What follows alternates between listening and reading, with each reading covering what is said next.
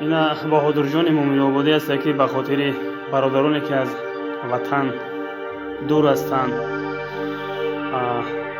سفر کاری خطی هستند، مهاجر هستند، خواهش میکنیم که بهادرجان یک چهار مصرع درباره آن همه برادرها بخوانم.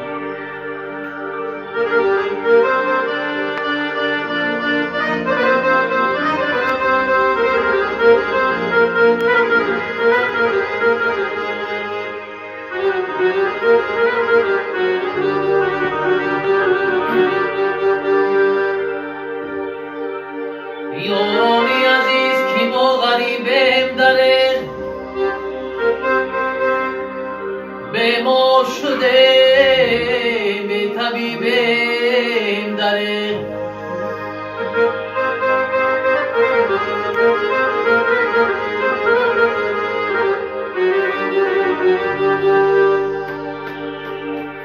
اونم همه در ملکی غریبی بگذشت، از یار دیار به نصیبیم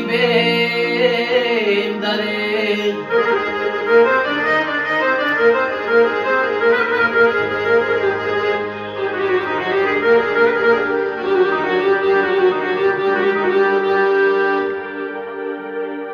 ای هموطنان هزار یک غم داریم،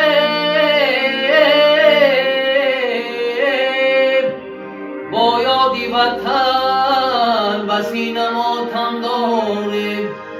فرزند و عیال خانه و در بیان، هی ننگه که شما داریم و هم داریم.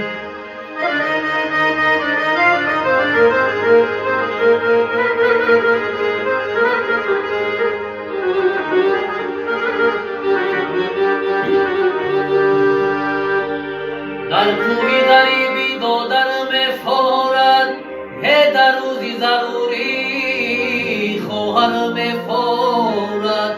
روزی که سرم زیبالینی مرد آمد، از سینه رحمی مادرم